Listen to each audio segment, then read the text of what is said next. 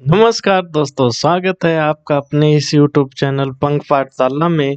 जैसा कि आप लोगों को अब तक पता चल गया होगा कि हम लोग रेलवे ग्रुप डी 2025 के लिए एक नई सीरीज शुरू किए हैं। यह सीरीज है, इस सीरीज का नाम है 50 डे इंटू 50 क्वेश्चन सीरीज। हम 50-50 क्वेश्चन 50 दिनों तक करने वाले हैं, जो कि पीवाईक्यू बेस होंगे। यानी जो हमारा प्रीवियस ईयर में जो क्वेश्चन बने हैं उनको हम देख रहे हैं, और 50-50 क्वेश्चनों को 50 वीडियो 50 दिनों तक आएंगी। तो इसमें हम लोग पीवाईक्यू देखेंगे। पीवाईक्यू क्यों? पीवाईक्यू से हमें पता चलता है कि हमें क्या पढ़ना है और क्या छोड़ना है। परीक्षा की मांग, हमें क्या पढ़ना है क्या छोड़ना है वो पता चलता है। हमारा रिवीजन होता है और हमें यह पता चलता है कि हमारी तैयारी कैसी है। जब आए हुए क्वेश्चन हम करते हैं तो हमें पता चलता है कि हमारी तैयारी अच्छी हुई है, हम कितने क्वेश्चन कर पा रहे हैं, कितने नहीं कर पा रहे हैं। ये सब चीजें हमें पता चलता है, और यह पता चलता है कि हमें क्या पढ़ना है, किस चीज को और ज्यादा ध्यान देना है और किस चीज को छोड़ना है। ये सब चीजें पीवाईक्यू करने से पता चलती हैं। इसलिए हम लोग इसमें पीवाईक्यू बेस्ड क्वेश्चन करेंगे। आज भी पॉलिटी के क्वेश्चन होंगे। पॉलिटी के 2 वीडियो आ गए हैं, डे 1 डे 2, आज ये डे 3 है। इसमें भी जो पॉलिटी के क्वेश्चन है ये हम देखेंगे। दोस्तों, रही बात मेरी, मैं हूँ इंद्रजीत। अभी मैं रेलवे में स्टेशन मास्टर के पद पर कार्यरत हूँ। मैं रेलवे ग्रुप डी का एग्जाम क्लियर किया हूँ, इसलिए सिलेक्टेड हैं, सिलेक्शन दिलाएंगे ये वादा रहा। बस आप लोग अपना प्यार बनाए रखिए। यह क्वेश्चन 17 अगस्त 2022 से 11 अक्टूबर 2022 तक जो 50 शिफ्टों में रेलवे ग्रुप डी का एग्जाम हुआ था 2022 में, वहीं से क्वेश्चन लिए गए हैं। आए हुए क्वेश्चन है, एकदम ध्यान से करिएगा। और इसमें जो है कि एक सीट ले लीजिएगा जिसमें 1 से 50 तक संख्या डाल लीजिए। जब क्वेश्चन दिखाया जाता है तो उसमें आप ए बी सी जो आपको लगता है सही है वो डालिए, और बाद में जब आंसर बताया जाता है तो उसको सही हुआ कि गलत हुआ है उसको ट्रिक करिए। और उसके बाद लास्ट में देखिए कि आपने ये जो क्वेश्चन है 50 उसमें से कितना सही किए। इससे आपको पता चलेगा मैं कितना सही कर पा रहा हूँ, कितना गलत। और कमेंट बॉक्स में वो लिखना भी है कि आपने कितना सही किया और कितने आपके गलत हुए। बहुत जरूरी चीजें होती हैं, ये छोटी छोटी चीजें हैं, ध्यान रखना पड़ता है। ठीक है, और ज्यादा समय नहीं बर्बाद करते। आज तीसरा दिन है, पॉलिटी के क्वेश्चन करेंगे और आप सभी लोगों को करना है साथ में। उसके बाद आंसर देखना है और मिलाना है कि हम सही किए कि नहीं। चलिए शुरू करते हैं। पहला क्वेश्चन है आज का, भारत के संविधान के संदर्भ में निम्न में से संविधान सभा का निर्वाचित अध्यक्ष कौन था? संविधान सभा का निर्वाचित अध्यक्ष पूछा गया है। ऑप्शन है A doctor B R Ambedkar, B doctor Rajendra Prasad, C Lal Bahadur Shastri, D Jawaharlal Nehru. संविधान सभा के निर्वाचित अध्यक्ष, अब तक आप लोग ट्रिक कर लिए होंगे। अब आंसर देखते हैं और आप मिलाइएगा। तो इसमें बी है डॉक्टर राजेंद्र प्रसाद। 11 दिसंबर 1946 को ये दूसरी बैठक हुई थी, हमारे संविधान सभा की दूसरी बैठक थी ये। और इसमें हमारे डॉक्टर राजेंद्र प्रसाद को अध्यक्ष चुन लिया गया और चुना गया था, और ये अस्थाई अध्यक्ष बन गए। संविधान सभा के अस्थाई अध्यक्ष चुने गए और ये हमारे आगे चल के प्रथम राष्ट्रपति भी बनते हैं, और इनका बहुत ही योगदान है हमारे शुरुआती राजनीति में। जो पहली बैठक हुई थी, प्रथम बैठक, इसके 2 दिन पहले ही 9 दिसंबर 1946 को हुई थी, और इसमें अस्थायी अध्यक्ष चुने गए थे, जिनको भी बहुत बार पूछा जाता है, डॉक्टर सच्चिदानंद सिन्हा। डॉक्टर सच्चिदानंद सिन्हा सबसे बुजुर्ग व्यक्ति थे, इसलिए इनको ऐसे ही चुन लिया गया था। लेकिन जो राजेंद्र प्रसाद जी थे, दूसरी बैठक जो 11 दिसंबर 1946 को हुई, उसमें इनको अस्थाई अध्यक्ष के रूप में चुना गया था। चुनाव के अनुसार उनको चुना गया था। उसमें जिक्र था डॉक्टर बी.आर. अम्बेडकर, तो ये आरूप समिति के अध्यक्ष थे और भारतीय संविधान के जनक कहे जाते हैं।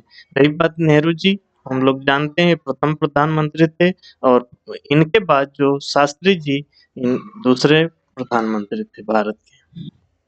ठीक है, क्लियर है। दूसरा प्रश्न करिए, निम्न में से कौन से निर्वाचित पदाधिकारी नहीं है? निर्वाचन नहीं होता है वो बताना है। अध्यक्ष नगर निगम के, अध्यक्ष नगर पालिका बोर्ड के, अध्यक्ष जिला बोर्ड के, कार्यकारी अधिकारी नगर निगम बोर्ड। बताइए ए बी सी डी कौन सा सही है? ट्रिक करिए।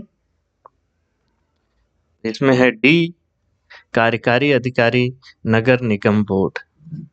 अरे भाई, कार्यकारी अधिकारी, इसके सब कॉमन सेंस लगाइए। कार्यकारी अधिकारी एग्जीक्यूटिव अफसर है, अफसर है तो अधिकारी है, तो इसका नियुक्ति नहीं, नियुक्ति होगी ना भैया, चुनाव थोड़ी होगा। बहुत कॉमन सेंस से क्वेश्चन ये हल कर सकते थे। तो नगर निगम बोर्ड का जो कार्यकारी अधिकारी उसकी नियुक्ति होती है, वो ऑफिसर है, कोई नेता नहीं है वो। अच्छा, तीसरा है लोकसभा के आम चुनाव 2019 के बाद लोकसभा का गठन किया गया था, वो नंबर बताना है, कौन सी लोकसभा का गठन हुआ था। जो 2019 में चुनाव हुआ था, तो उसके बाद कौन सी लोकसभा का गठन हुआ?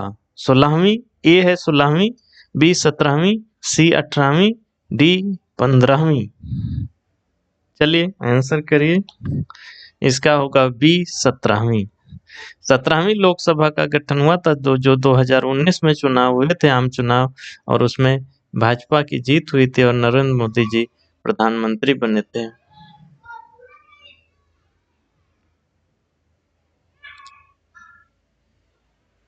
और अभी जो लास्ट चुनाव हुआ वो 18वां चुनाव था और वर्तमान में भी भाजपा की ही जीत हुई है और हमारे नरेंद्र मोदी जी ही प्रधानमंत्री हैं। ठीक, चलिए चौथा, निम्न में से कौन सा कार्य जिला प्रशासन का हिस्सा नहीं है?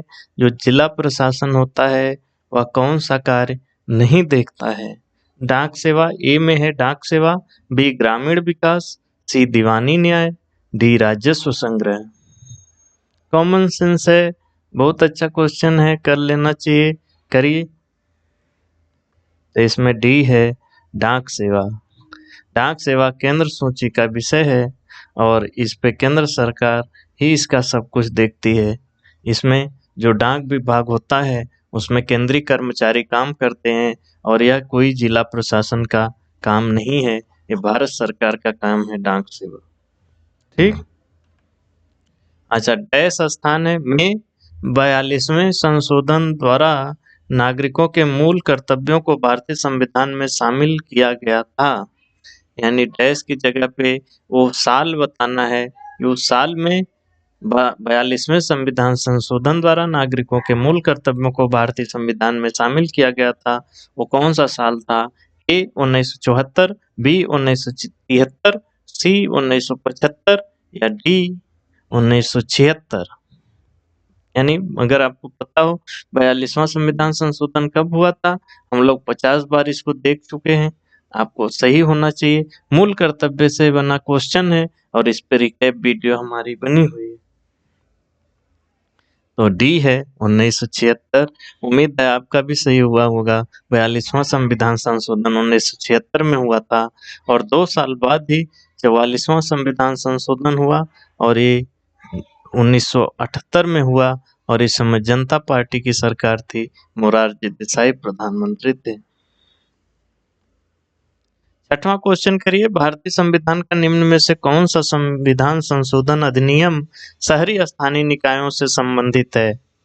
फिर से पंचायतों से बना क्वेश्चन है, पंचायतों पर बना क्वेश्चन है और उसमें जो शहरी स्थानीय निकाय है यानी नगर पालिका चैप्टर जो हमारा है वह कौन से संविधान संशोधन से जुड़ा था? हमारे स्थानीय निकाय से बना क्वेश्चन है, बहुत क्वेश्चन बना है हम पीवाईक्यू कर रहे हैं तभी हमें पता चल रहा है ना कहाँ से क्वेश्चन बनते हैं, इसलिए पीआईक्यू जरूरी है। ये तो पॉलिटी है, आज पॉलिटी खत्म हो जाएगी और जो टॉपिक है हिस्ट्री है, कल्चर है, ज्योग्राफी और सबसे महत्वपूर्ण जो साइंस है, साइंस में किन टॉपिकों से लगातार क्वेश्चन बनते हैं और साइंस का भारांश वेटेज अभी ज़्यादा है, ज़्यादा क्वेश्चन साइंस है, तो वो सब हम करेंगे। लेकिन आप लोग वीडियो देखा करिए, क्वेश्चन हल किया करिए ईमानदारी से। जानते हैं जब सिलेक्शन नहीं होता तो हमारे पास बहुत सारे बहाने होते हैं। अगर सिलेक्शन से पहले हम ये सोच लें कि नहीं हमें पढ़ना है और ढंग से पढ़ना है और सही लोगों से पढ़ना है, तब जाके सिलेक्शन होता है। आपको चीज़ें बहुत अटपटी लग सकती हैं, लेकिन सिलेक्शन ऐसे ही नहीं होते। मैं दसनों एग्ज़ाम क्लियर किया हूँ, जो बता रहा हूँ वो बहुत बड़ी चीज़ें हैं, आप लोग उसका ध्यान रखा करिए। भारतीय संविधान का निम्न में से कौन सा संविधान संशोधन अधिनियम शहरी स्थानीय निकायों से संबंधित है, ये बताना है आपको। ए 74वां, बी 73वां, सी 75वां या डी 72वां। बहुत सिंपल क्वेश्चन है, कई बार डिस्कस हो सका है। तो ये है 74वां संविधान संशोधन, यह शहरी क्षेत्र से जुड़ा था और जो 73वां था वो पंचायतों से जुड़ा था, ग्रामीण क्षेत्र के लिए। ठीक, और ये दोनों संविधान संशोधन 1992 में हुए थे। 7वां है भारतीय संविधान के किन अनुच्छेदों में मूल अधिकारों के बारे में प्रावधान है। फिर से मौलिक अधिकार से बना है क्वेश्चन, मौलिक अधिकार, और इसका भी रिकैप करवाया जा चुका है और अभी तक अगर आप नहीं देखे हैं तो बहुत बड़ी गलती कर रहे हैं। रिकैप सारी वीडियो जाकर देख डालिए, ज़्यादा से ज़्यादा 20-30 मिनट की वीडियो हैं, वो सब एक टॉपिक को कवर कर दिया गया है जो ग्रुप डी में पूछ सकता है उस हिसाब से।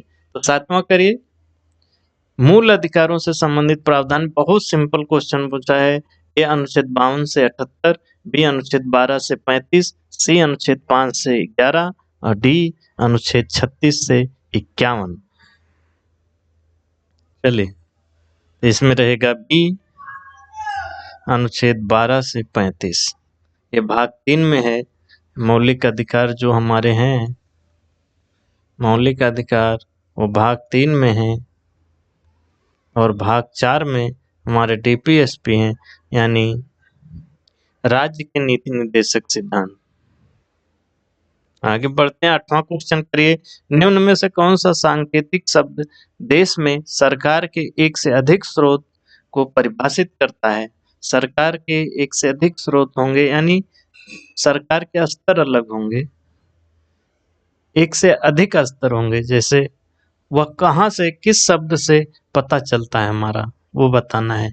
ए संघवाद, बी विचारशील लोकतंत्र, सी तानाशाही, डी सर्वसत्तावाद। आंसर करिए, आसान है, कर लिए होंगे अभी तक।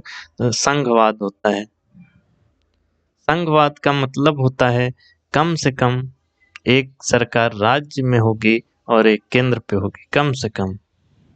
शक्तियों का बंटवारा होगा। 7वीं अनुसूची भारत में दी गई है। शक्तियों के बंटवारा से लिए 3 सूचियां बनाई गई हैं, केंद्र, राज्य, समवर्ती। इस हिसाब से शक्तियों का बंटवारा किया गया है।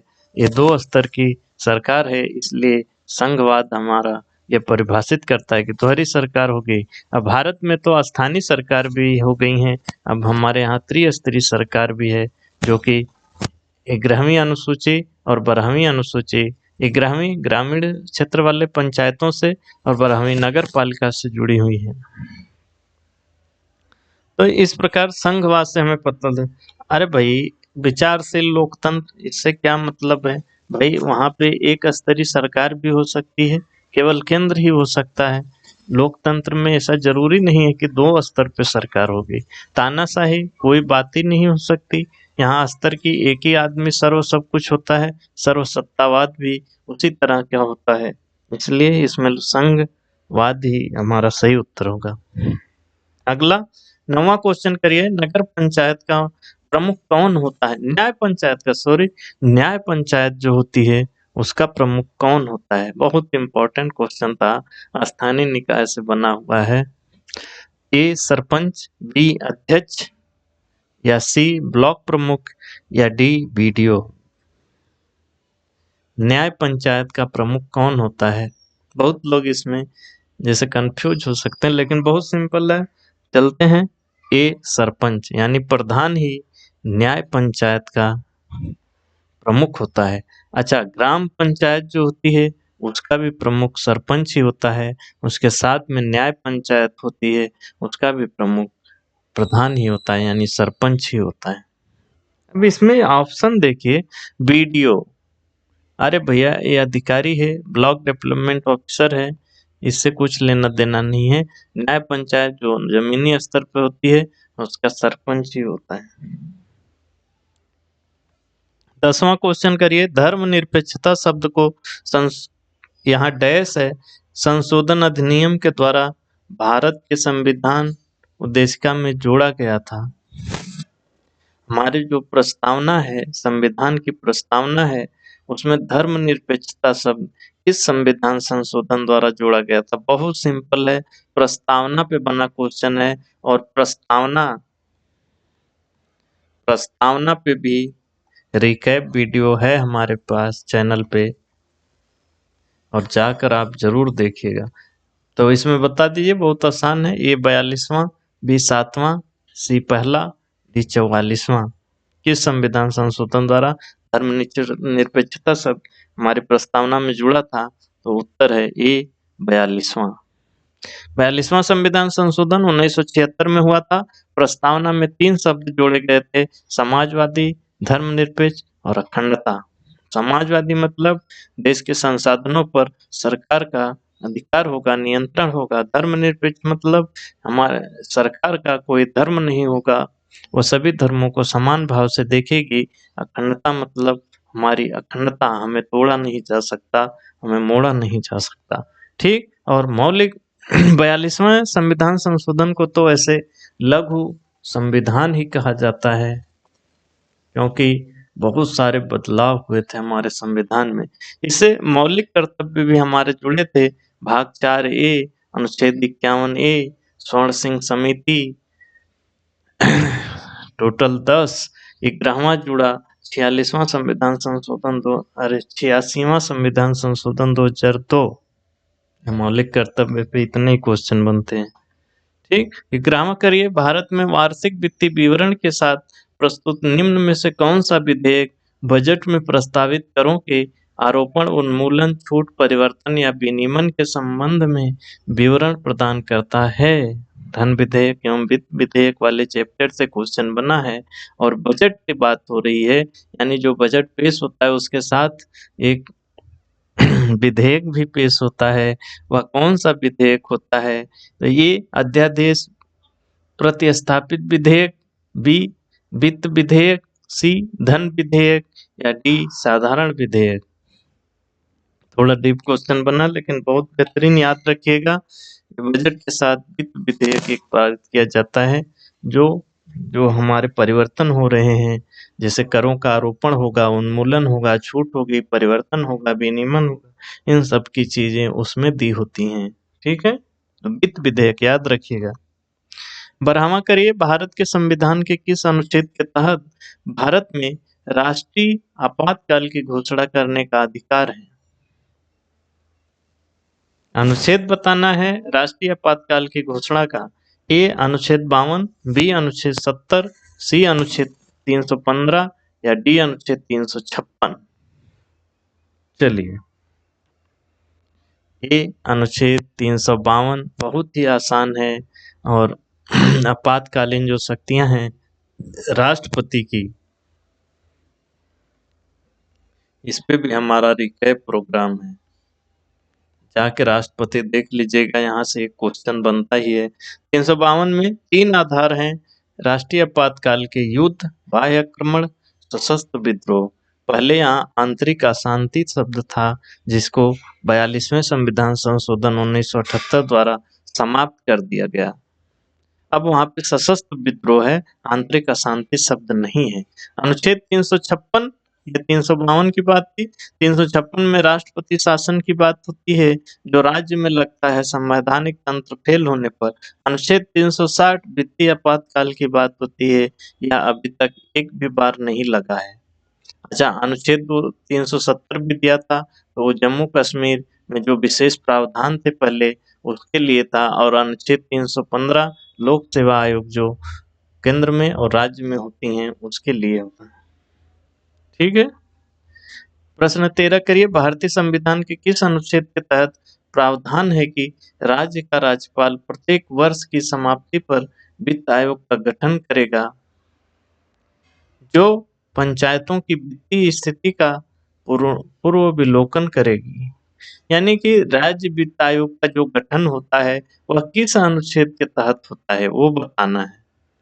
ए 243 एक्स, बी 243 आई, सी 243 वाई, डी 243 एच। किस अनुच्छेद के तहत राज्य वित्त आयोग का गठन होता है? चलिए, तो इसमें बी है 243 आई, यानी जो आई है 243 का, उसके तहत राज्य वित्त आयोग का गठन होता है। और जो हमारे जो पंचायतों का संविधान, पंचायतों संबंधित अनुच्छेद है, वह 243 से लेकर 243 वो तक है। और जो नगर पालिकाएं हैं,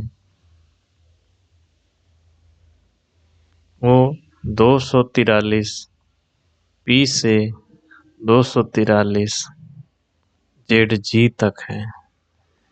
ये इनसे संबंधित है। और आई इसमें आता है। और राज्य वित्त आयोग का गठन की बात इसी में की गई है।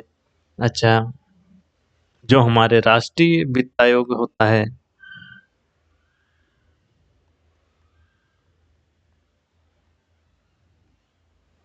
इसका गठन किस अनुच्छेद के तहत किया जाता है, ये आपको कमेंट बॉक्स में बताना है, बहुत इम्पोर्टेंट है।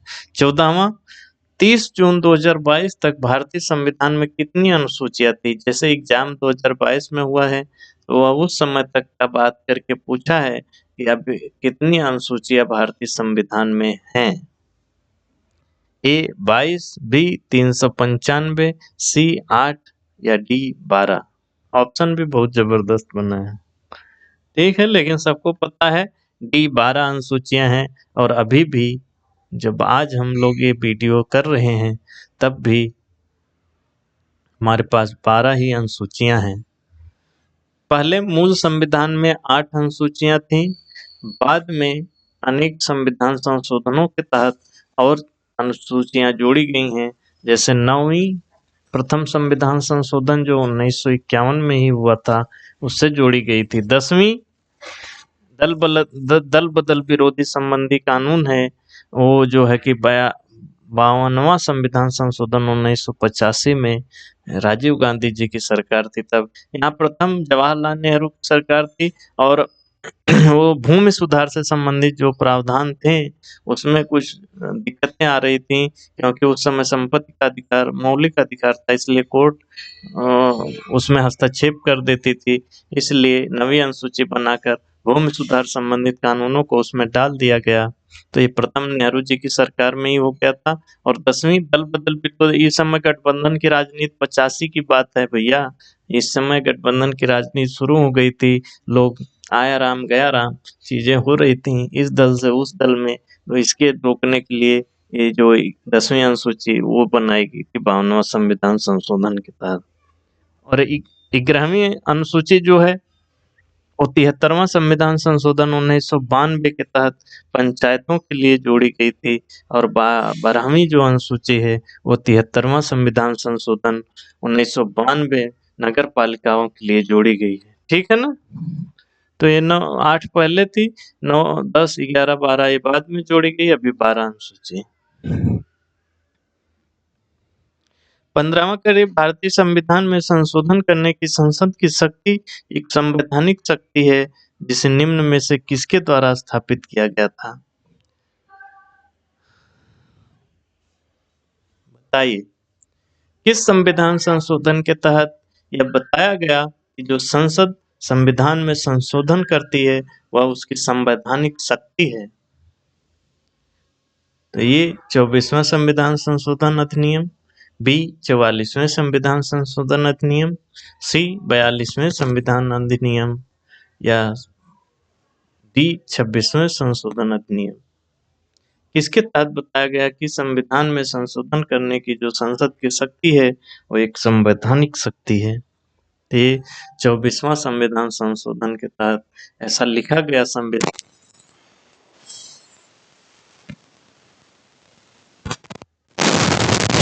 जोड़ा गया और कहा गया संसद मौलिक अधिकार सहित संविधान के किसी भी भाग में संशोधन कर सकती है। कोर्ट से और सरकार से इस समय टकराव चल रहा था, तो इसलिए ये लोग संशोधन करके इंदिरा गांधी जी की सरकार ने बता दिया, उसमें लिख दिया संसद मौलिक अधिकार सहित संविधान के किसी भाग में कुछ भी परिवर्तन कर सकती है। इसके बाद ही जो 1973 में 2 साल बाद केशवानंद भारती बनाम भारत संघ का जो मामला हुआ था, उसमें सुप्रीम कोर्ट बोली कि हाँ ठीक है, संसद किसी भी भाग में संशोधन कर सकती है, लेकिन संविधान का मूल ढांचा परिवर्तित नहीं होना चाहिए। यानी आधारभूत ढांचे का सिद्धांत इसी के 2 साल बाद आया था 1973 में केशवानंद भारती वाद में। ठीक है, तो ये 24वें संविधान संशोधन अधिनियम में ऐसा बात की गई। अच्छा, 42वां 1976 ये लघु संविधान कहा जाता है, बहुत सारे परिवर्तन हुए। 44वां 1978 में जनता पार्टी मोरारजी देसाई की सरकार ने भी बहुत सारे परिवर्तन किए थे। और 26वां 1971 में हुआ था, वो प्रिवी पर्स विशेषाधिकार समाप्ति पे था। जो हमारी रियासतों के राजा थे पहले के, उनको कहा गया था आप भारत में शामिल हो रहे हैं, भारत संघ में, लेकिन आपको कुछ सहूलियत दी जाएगी। प्रिवी पर्स के नाम से उनको सुविधाएं दी जाती थी, विशेषाधिकार दिया गया था। वो सब 1971 में इंदिरा गांधी जी की सरकार ने 26वां संविधान संशोधन करके समाप्त कर दिया था। ठीक। 16वां भारत के संविधान के किस अनुच्छेद में वर्णित है कि राज्य ग्राम पंचायतों का संगठन करने के लिए कदम उठाएगा और उसको ऐसे शक्ति और प्राधिकार प्रदान करेगा जो उन्हें स्वायत्त शासन की इकाई के रूप में कार्य करने योग्य बनाने के लिए आवश्यक हो। वाह, चलिए, बहुत मस्त क्वेश्चन है, लेकिन बहुत आसान है। अगर हमारा रिकैप प्रोग्राम आप लोग देख चुके होंगे तो आपको ये सब हलवा लगेगा। ए अनुच्छेद 44, बी अनुच्छेद 41, सी अनुच्छेद 42 या डी अनुच्छेद 40। बहुत आसान है, अब तक का आंसर हो चुका होगा। इसका है डी अनुच्छेद 40 या डीपीएसपी, यानी कि राज्य के नीति निर्देशक सिद्धांत जो भाग 4 में है उसका भाग है अनुच्छेद 40। और यह उसमें यह कहा गया है कि राज्य का यह दायित्व होगा कि वह पंचायतों का गठन करे उनको ये शक्तियां दें ताकि वह एक स्वायत्त सरकार की तरह काम कर सकें। तो ये अनुच्छेद 40 था। अनुच्छेद 44 जो इसमें दिया गया है प्रश्न में, तो वह समान नागरिक संहिता की बात करता है और यह भी डीपीएसपी का ही भाग है। अच्छा, अनुच्छेद 41 भी वही बात है, डीपीएसपी का ही है, क्योंकि डीपीएसपी अनुच्छेद 36 से लेकर 51 तक है। ठीक। तो अनुच्छेद 41 में क्या है, सार्वजनिक सहायता देने का प्रयास करेगा। राज्य जो शिक्षा के लिए, काम के लिए, रोजगार के लिए, बुढ़ापा, बीमारी, विकलांगता में सहायता देने का प्रयास करेगा। सार्वजनिक सहायता इसी को कहा जाता है, तो वो 41 से जुड़ा हुआ भाग। अनुच्छेद 42 में काम की न्याय संगत एवं मानवीय दशाओं तथा प्रसूति सहायता के उपबंध की बात करता है। ठीक। डीपीएसपी वाला रिकैप जाकर देख लीजिएगा, सब क्लियर हो जाएगा। 17वां भारतीय संविधान का कौन सा भाग ऐसे व्यक्ति के नागरिक अधिकारों से संबंधित है जो पाकिस्तान से भारत में प्रवास कर चुके हैं। नागरिकता से जुड़ा भाग पूछ रहा है। भाग वाला जो हमारा संविधान के जो सभी भाग हैं, इस पे एक रिकैप वीडियो है, सभी भाग को उसमें बता दिया गया है, कौन सा चीज किस भाग में है, उसे जाकर जरूर देख लीजिएगा। ये भाग 4, बी भाग 2, सी भाग 3, डी भाग 1 किस भाग में नागरिकता संबंधित प्रावधान है? चलिए, तो भाग बी भाग 2 में, बी सही है इसमें, भाग 2 नागरिकता संबंधित प्रावधान भाग 2 में है। और भाग 1 में क्या है? संघ एवं उसका राज्य क्षेत्र। भाग 3 में है मौलिक अधिकार और भाग 4 में है डीपीएसपी। और सभी भाग अगर आपको जानने हैं तो रिकैप वीडियो जाकर देख लीजिएगा, वहां से आपको सब याद हो जाएगा। प्रश्न 18वां करिए, भारतीय संविधान के अनुसार प्राण एवं दैहिक स्वतंत्रता का संरक्षण निम्न में से किस मूल अधिकार का हिस्सा है? फिर से मौलिक अधिकार पे बना प्रश्न है और इस पे भी हमारा रिकैप का वीडियो है, जाके देख लीजिएगा। ये शोषण के विरुद्ध अधिकार, प्राण एवं दैहिक स्वतंत्रता जो हमें मिली है वह किस मूल अधिकार का हिस्सा है? शोषण के विरुद्ध अधिकार, बी स्वतंत्रता का अधिकार, सी समानता का अधिकार, डी संवैधानिक उपचारों का अधिकार। बताइए, मस्त क्वेश्चन है। तो इसमें बी है स्वतंत्रता का अधिकार। स्वतंत्रता का अधिकार अनुच्छेद 19 से लेकर 22 तक है और 22 उसमें जो 21वां आता है उसमें ही प्राण एवं दैहिक स्वतंत्रता की बात की गई है और मौलिक अधिकार हमारे भाग 3 में है। ऐसे क्वेश्चन बनते हैं, इसलिए बार बार लिख रहा हूँ कि आपको सब रटा जाए, वहां पे एग्जाम में देखकर दिल खुश हो जाए। वाह। प्रश्न 19, भारत में किसी भी दीवानी या फौजदारी मामलों को एक राज्य के उच्च न्यायालय से दूसरे राज्य के उच्च न्यायालय में या किसी अधीनस्थ न्यायालय से दूसरे राज्य के उच्च न्यायालय में हस्तांतरित करने का निर्देश कौन दे सकता है? तो सुप्रीम कोर्ट के मुख्य न्यायाधीश ए में है, बी राज्य के राज्यपाल, सी भारत का विधि आयोग या डी उच्चतम न्यायालय। न्यायपालिका से बना प्रश्न है, कोई भी दीवानी या फौजदारी मामला है वह एक राज्य के उच्च न्यायालय से दूसरे राज्य के उच्च न्यायालय में या किसी अधीनस्थ न्यायालय से दूसरे राज्य के उच्च न्यायालय में हस्तांतरित करने के निर्देश कौन दे सकता है? तो इसका आंसर होगा डी उच्चतम न्यायालय। उच्चतम न्यायालय सर्वोच्च संस्था है न्यायपालिका की। न्यायपालिका की सबसे ऊपरी कड़ी है सुप्रीम कोर्ट, उसके नीचे आता है हाई कोर्ट, उसके नीचे आते हैं अधीनस्थ न्यायालय। इसलिए सुप्रीम कोर्ट ही आदेश देता है कि ये मामला यहाँ से यहाँ या यही मामला यहाँ से यहाँ जाना चाहिए। ठीक। 20वां है, भारतीय संविधान के अनुच्छेदों को कितने भागों में समूहबद्ध किया गया है? यानी हमारे जो अनुच्छेद हैं वह कितने भागों में बांट बांट के रखे गए हैं? ए भाग 22 भाग में, बी 12 भाग में, सी 395 भाग में या डी 8 भाग में। कितने मस्त वो बताया बनाया है ऑप्शन। ठीक है, आंसर करिए, कितने भाग हैं भारतीय संविधान में?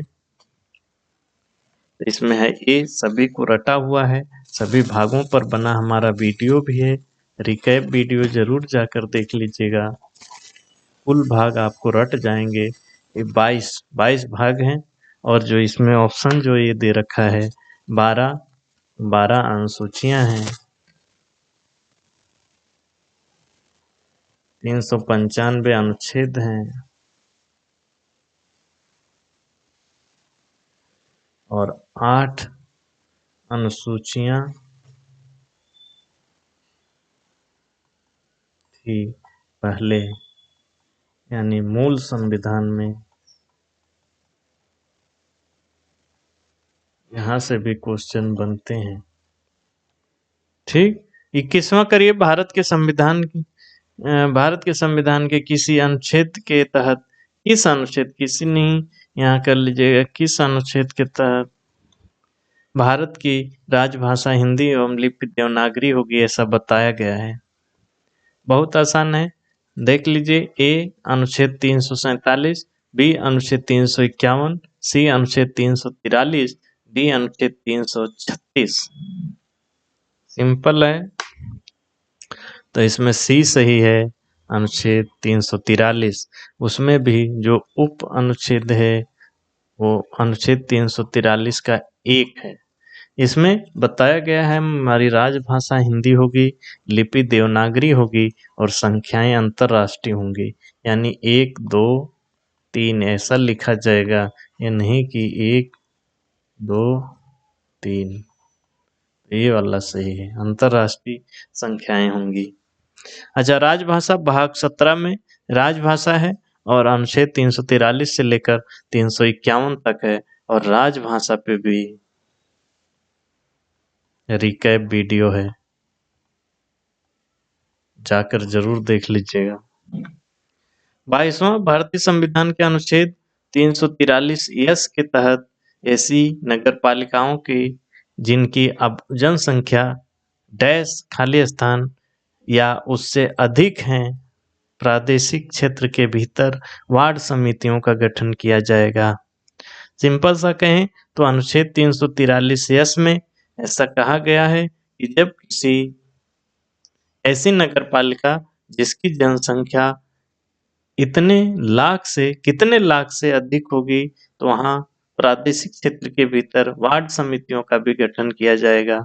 तो वो कितने लाख की जनसंख्या उससे अधिक होनी चाहिए जहाँ पर ऐसा होगा, ये बताना है।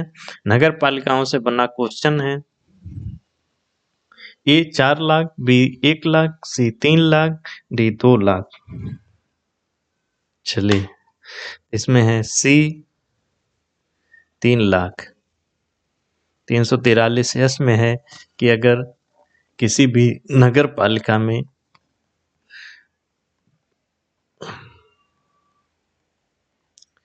3 लाख से अधिक जनसंख्या है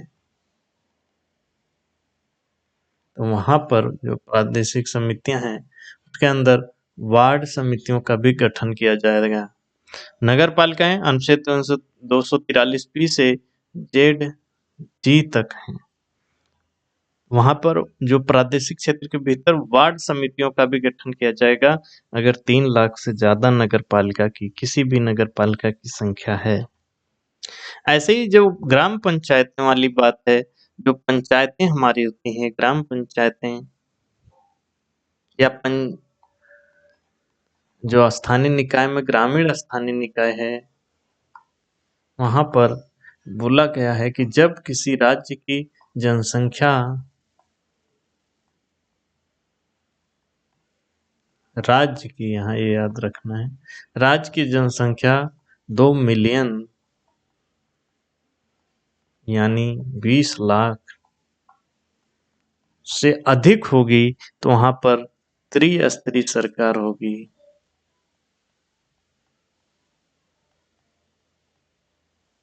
त्रिस्तरीय स्थानीय सरकार होगी। चलिए, 23वां भारतीय संविधान में दिए गए मौलिक कर्तव्य के बारे में निम्न में से कौन सा कथन सत्य है। मौलिक कर्तव्य के पे बना क्वेश्चन है, पढ़िए। ए, जैविक विविधता को संरक्षित करना एक मौलिक कर्तव्य। बी, 6 से 14 वर्ष के बच्चों को अनिवार्य शिक्षा प्रदान करना हमारा मौलिक कर्तव्य है। सी, माता पिता की आज्ञा मानना एक मौलिक कर्तव्य है। या डी, भविष्य के लिए पैसे बचाना एक मौलिक।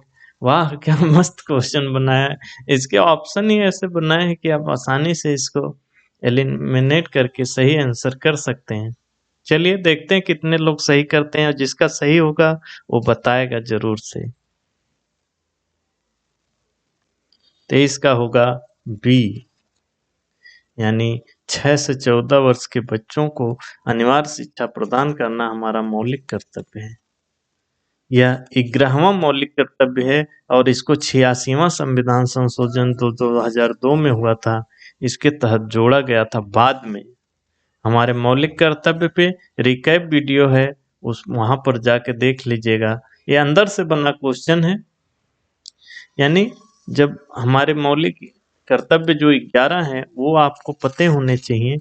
इस पे क्वेश्चन बन रहे हैं, ये तो चलिए संशोधन के बाद जोड़ा गया था, तो हाईलाइट मामला रहता है, इस पे क्वेश्चन बनना सामान्य बात है और ये सबको पता भी रहता है। लेकिन उसके अंदर भी अब आगे जाकर उसके अंदर से भी क्वेश्चन बन सकता है कि कौन से मौलिक कर्तव्य ये चीज है इसमें नहीं है, तो हमें मौलिक कर्तव्य अपने सब पता होने चाहिए। इसको पता करना है अगर आपको, तो मौलिक कर्तव्य का रिकैप वीडियो देख लीजिएगा। उसमें मैं कुल 11 जो मौलिक कर्तव्य सबको लिख दिया हूँ आपको, वहां जाकर एक दो बार देखेंगे, चीजें याद हो जाएंगी। ठीक, आगे बढ़ते हैं। प्रश्न 24वां, संविधान के अनुच्छेद, यहाँ खाली स्थान है, जो राज्य की नीति निर्देशक तथ्यों में से एक को प्रतिस्थापित करता है, में यह निर्दिष्ट किया गया है कि राज्य ग्राम पंचायत का संगठन करने के लिए कदम उठाएगा और उन्हें स्वायत्त शासन की इकाइयों के रूप में कार्य करने योग्य बनाने के लिए आवश्यक हो। कितना मस्त क्वेश्चन और कितना घुमा के बनाया है। अगर आप थोड़ा भी कंफ्यूज हो जाएंगे तो नहीं कर पाएंगे। वह सीधी सीधी बात थी कि इस अनुच्छेद में ग्राम पंचायत गठन करने का जो कर्तव्य है, दायित्व है, वो राज्य जो हमारी सरकार है उस पर दिया गया है।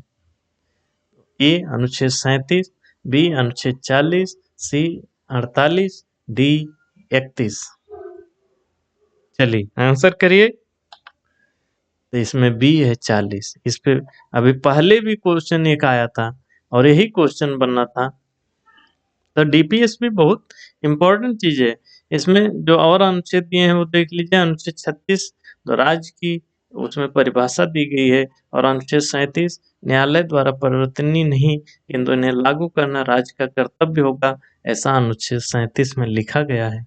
यानी आप न्यायालय नहीं जा सकते कि राज्य अपना ये दायित्व तो नहीं उठा रहा है पंचायतों का गठन नहीं कर रहा है, इसके लिए न्यायालय नहीं जा सकते। लेकिन राज्य का दायित्व होगा, कर्तव्य होगा कि वह जब नियम बनाए तो इन चीजों को ध्यान रखे। अनुच्छेद 48 में कृषि एवं पशुपालन को बढ़ावा देने वाली नवीन तकनीकियों का प्रयोग करेगा राज्य, ताकि इनका विकास हो। अनुच्छेद 31 यह तो मौलिक कर्तव्य का भाग है और इसमें पहले संपत्ति का अधिकार था, जिसे समाप्त कर दिया गया। डीपीएसपी पे रिकैप वीडियो है, जाकर देख लीजिएगा, सब क्लियर हो जाएगा, उससे बाहर नहीं आएगा क्वेश्चन। 25वां करिए, भारत के संविधान के डैश यानी खाली स्थान के खंड 2 के अनुसार भारत के राष्ट्रपति भारत के मुख्य न्यायाधीश की नियुक्ति करते हैं। किस अनुच्छेद के खंड 2 में लिखा गया है कि भारत के राष्ट्रपति भारत के मुख्य न्यायाधीश की नियुक्ति करते हैं? ए अनुच्छेद 127, बी अनुच्छेद 121, सी अनुच्छेद 124 या डी अनुच्छेद 118। चलिए, इसमें सी होगा अनुच्छेद 124। 124 का जो दूसरा सब क्लॉज है, इसमें लिखा गया है कि पहले में तो भारत में सर्वोच्च न्यायालय होगा और दूसरे में ऐसा लिखा गया है कि राष्ट्रपति मुख्य न्यायाधीश की यानी न्यायाधीशों की नियुक्ति करेंगे। उसमें एक मुख्य न्यायाधीश और 7 अन्य न्यायाधीश होंगे, और साथ में यह भी लिखा गया है कि भविष्य में अगर इनकी संख्या संसद बढ़ा सकती है, यानी संसद को जिम्मेदारी दी गई, शक्ति दी गई कि वह ये जो 7 थे शुरू में न्यायाधीश, उनकी संख्या बढ़ा सकती है। और अभी तक बढ़ा के वर्तमान में हमारे एक मुख्य न्यायाधीश के साथ 32 और न्यायाधीश हैं, यानी कुल संख्या 33 हो गई। जब स्थापना हुई थी तो केवल 8 थी। ठीक, एक मुख्य न्यायाधीश लेकर 8 थी और आज एक मुख्य न्यायाधीश लेकर 33 है, 33। 26वां, राज्य के राज्यपाल का एक राज्य से दूसरे राज्य में हस्तांतरण भारत के द्वारा होता है। भारत के किसके द्वारा होता है वो बताना है। ये प्रधानमंत्री, बी राष्ट्रपति, सी राज्यसभा, डी लोकसभा।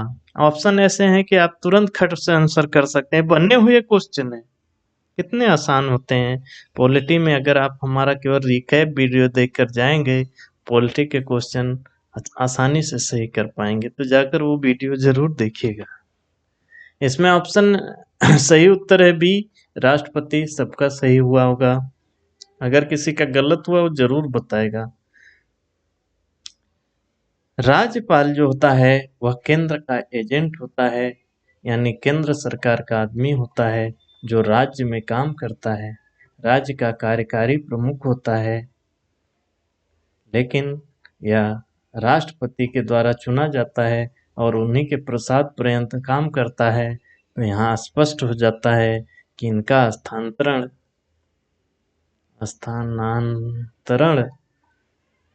राष्ट्रपति ही करेंगे। आसानी से कॉमन सेंस से सही कर सकते हैं। 27वां, निम्न में से कौन सी संस्था या निकाय पंचायती राज की त्रिस्तरीय व्यवस्था में शामिल नहीं है? त्रिस्तरीय व्यवस्था बार बार हम लोग चर्चा किए हैं। ये तहसील परिषद, बी पंचायत समिति, सी जिला परिषद या डी ग्राम पंचायत। चलिए आंसर करिए, कौन सा त्रिस्तरीय व्यवस्था में शामिल नहीं है? यहाँ भी ध्यान देना है, और बहुत लोगों का इसको नहीं ध्यान देने की वजह से गलत हो जाता है। 27 का होगा ये, तहसील परिषद नामक कोई भी संस्था हमारे पास नहीं है।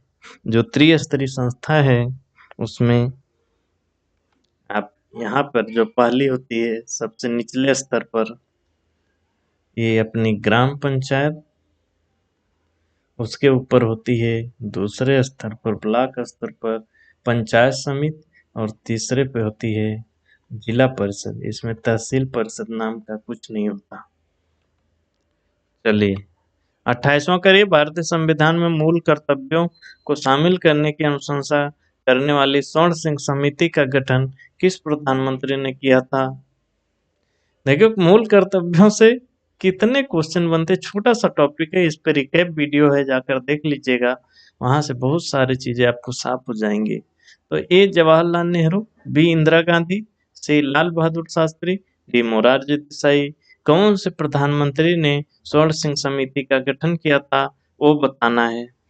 अगर आपको पता हो मूल कर्तव्य हमारे संविधान में कब लागू जोड़े गए तो उसके आधार पर आप बता पाएंगे। चलिए ट्राई करिए। तो बी इंदिरा गांधी जी की सरकार। देखिए 42वां संविधान संशोधन द्वारा 1976 में इसको जोड़ा गया था।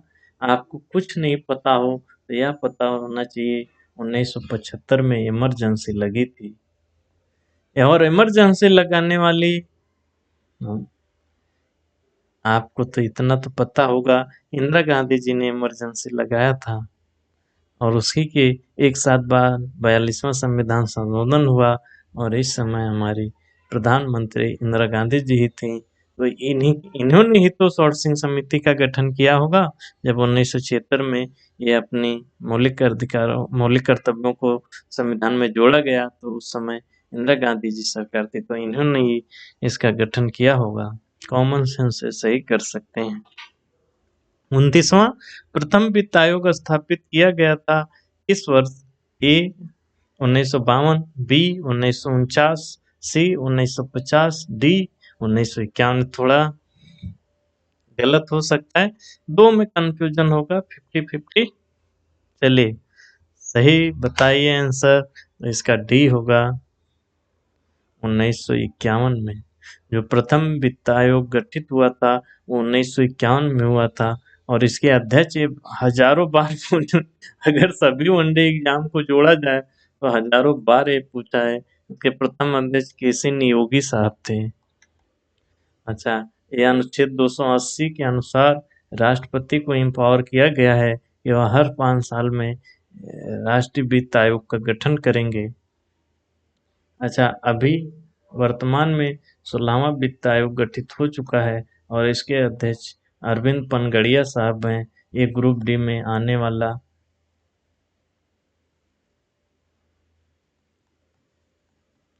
वाला क्वेश्चन है, अभी से यहाँ लिख दिया हूँ, आप देखिएगा ये क्वेश्चन आएगा। 30वां, मौलिक अधिकारों के उल्लंघन के मामले में भारत के संविधान के निम्न में से किस अनुच्छेद के तहत भारत के सर्वोच्च न्यायालय में साइड याचिका दायर करनी, अरे भाई रिट दायर किया जाता है? अगर मौलिक अधिकारों में कोई उल्लंघन किया गया तो वह किस अनुच्छेद के तहत सर्वोच्च न्यायालय रीट जारी करता है, वो बताना है। मौलिक कर्तव्य से बना क्वेश्चन है।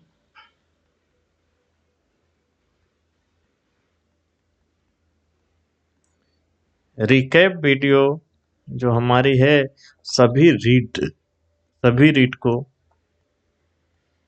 अच्छे से वहां बताया गया है, जाके देख लीजिएगा। अनुच्छेद बताइए, बहुत सिंपल क्वेश्चन है। अनुच्छेद 33, बी अनुच्छेद 34, सी अनुच्छेद 35 या डी अनुच्छेद 32। किस अनुच्छेद में सर्वोच्च न्यायालय के तहत रीट जारी करता है मौलिक अधिकार के उल्लंघन पर? डी अनुच्छेद 32। बहुत सिंपल क्वेश्चन था। रीट जारी 5 प्रकार की रीट जारी करता है, रिकैप वीडियो जाके देख लीजिएगा। और हाई कोर्ट अनुच्छेद 226 के तहत, ये याद रखना, 6 प्रकार की रीट जारी करता है। रीट जारी करने में हाई कोर्ट ज्यादा इम्पावर किया गया है। प्रश्न 31, ब्लॉक पंचायत समिति के अध्यक्ष का चयन किसके द्वारा किया जाता है? जो ब्लॉक पंचायत समिति के अध्यक्ष चुने जाते हैं उनका चयन किसके द्वारा किया जाता है? स्थानीय निकाय से बना क्वेश्चन है, पंचायत से बना क्वेश्चन है, स्थानीय निकाय।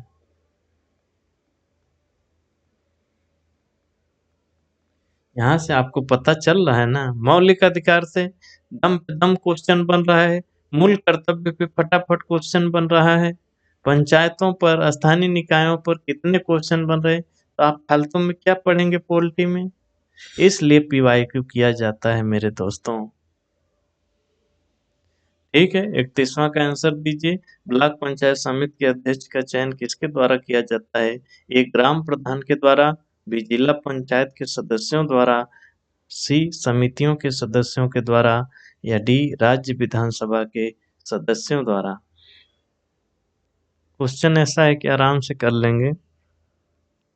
चलिए, इसका है सी समितियों के सदस्यों द्वारा। जो ब्लॉक पंचायत समिति के सदस्य चुने जाते हैं उन्हीं के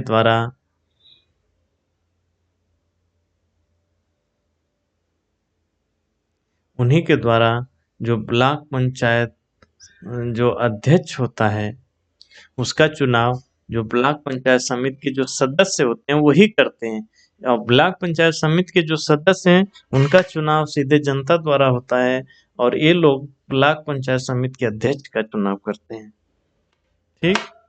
32वां करिए, भारत में किस प्रकार की सरकार है?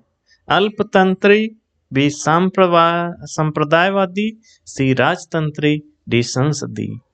ये तो किसी का नहीं गलत होना चाहिए। ये गलत जो होगा वो कमेंट बॉक्स में जरूर बताएगा, उससे मैं सीधा बात करूंगा। चलिए, इसका डी होगा संसदीय। हमारे यहाँ संसदीय सरकार है भैया, संविधान पढ़ रहे हैं इतना तो पता ही होना चाहिए, और उसमें भी लोकतांत्रिक सरकार है हमारे पास। अल्पतंत्री क्या होता है? कुछ लोग मिलकर शासन करते हैं, 8-10 लोग मिल जाते हैं और वो लोग शासन करते हैं। संप्रदायवादी एक तरह से धार्मिक सरकारें होती हैं जो किसी संप्रदाय का फेवर करती हैं और दूसरे संप्रदाय को गलतहीन मानती हैं। ठीक है। राजतंत्री, ये तो राजा वंशी परंपरा से चुने जाते हैं और उसी का राजा का पुत्र राजा होता है, वो राजतंत्री है। प्रश्न 33 करिए, 33, उस विकल्प का चयन कीजिए जो भारतीय संसद की भूमिका का समर्थन नहीं करती। जो भारतीय संसद है उसकी भूमिका जो है हमारे देश में उसका समर्थन नहीं करने वाले कथन का चयन करना है। ये सरकार के विभिन्न स्तरों के मध्य विवादों का निपटारा करना और निर्णय पारित करना, क्या ये भारतीय संसद का काम है? आंसर करिएगा। बी राष्ट्रीय सरकार का चयन करना, सी भारत सरकार को नियंत्रित करने, मार्गदर्शन करने और सूचित करने, डी कानून बनाने का। तो कौन सा कार्य भारतीय संसद की भूमिका है, यानी भारतीय संसद का कार्य है, और कौन सा नहीं है? और नहीं वाला हमें बताना है, यहाँ ध्यान रखिएगा। नहीं। चलिए, ये सरकार के विभिन्न स्तरों के मध्य विवादों का निपटारा करना और निर्णय पारित करना बिल्कुल नहीं, नो नो नो, ये भारतीय संसद का काम यह नहीं है। भारतीय संसद यह नहीं करेगी, इसके लिए न्यायपालिका और भी व्यवस्थाएं हैं, लेकिन संसद का काम यह नहीं है। अच्छा, ये जो राष्ट्रीय सरकार का चयन करना, अरे भाई संसद से ही सरकार का चयन होता है, सरकार चुनी जाती है। सरकार को नियंत्रित करने, मार्ग सरकार पे नियंत्रण रखती है, अविश्वास पारित कर देगी, मार्गदर्शित करती है, वहाँ पे बहस होती है, सूचित किया जाता है, कानून बनाने का सबसे बड़ी संस्था यही है। ये सब है लेकिन ये नहीं है, विवादों का निपटारा ये नहीं करना। 34वां करिए, संगठन या संस्थानों का कौन सा समूह भारत में संवैधानिक निकायों का एक उदाहरण है? अच्छा, ये भी बताना है कौन सा संवैधानिक निकाय है। इसमें दो दो तीन तीन चीजें जैसे संस्थान दिए गए हैं या संगठन, उसमें से आपको बताना कौन सब जो है कि संवैधानिक निकाय, संवैधानिक निकाय। ये राष्ट्रीय मानवाधिकार आयोग, अल्पसंख्यकों के लिए राष्ट्रीय आयोग, भारत के चुनाव आयोग, ये हो गए ए में। तो ये इसमें सब लोग हैं संवैधानिक निकाय, तो ये सही होगा, नहीं तो और कोई होगा। बी, भारत के नियंत्रण एवं महालेखा परीक्षक, राष्ट्रीय मानवाधिकार आयोग, भारत के चुनाव आयोग। सी, भारतीय निर्वाचन आयोग, भारत के महान्यायवादी, संघ लोक सेवा आयोग। डी, भारतीय राष्ट्रीय आयोग, भारतीय प्रतिभूति और विनिमय बोर्ड, भारत के महान्यायवादी। चलिए, थोड़ा सा डिफिकल्ट है, लेकिन जिनको थोड़ा जानकारी होगा वो सही कर लेगा। इसमें सी सही है, भारतीय निर्वाचन आयोग, भारत के महान्यायवादी, संघ लोक सेवा आयोग। तो देख लीजिए, भारतीय निर्वाचन आयोग 324 में, भारत के महान्यायवादी 76 में, संघ लोक सेवा आयोग 315 में, यानी सब हमारे संविधान में दिए हुए हैं, यानी ये सभी संवैधानिक संस्था हैं। ये ग्रुप सही हुआ, बाकी गलत क्यों हो गए? राष्ट्रीय मानवाधिकार आयोग जो है ये हमारा संवैधानिक नहीं है, वैधानिक है, कानूनी है, लेकिन संवैधानिक नहीं, संविधान में इसका कोई उल्लेख नहीं है।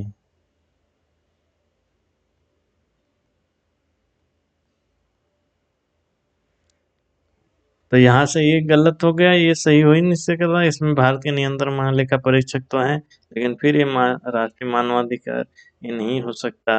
ये तीनों सी में हैं, और फिर ये राष्ट्रीय आयोग को किया है, ये भी नहीं हो सकता। ठीक, 35वां करिए, निम्न में से कौन शहरी स्थानीय निकाय प्रशासन का निकाय नहीं है? शहरी स्थानीय निकाय प्रशासन का निकाय नहीं है। जो शहरी स्थानीय निकाय का प्रशासन किया जाता है, उसमें कौन सा निकाय इसमें से जो दिए गए हैं सब उसमें नहीं आता? ए, नगर पालिका, बी, नगर पंचायत, सी, नगर निगम, या डी, जिला पंचायत। कौन सा शहरी स्थानीय निकाय का प्रशासन का भाग नहीं है? वेरी कॉमन है, सही कर लेंगे आप। इसमें उत्तर होगा डी, जिला पंचायत।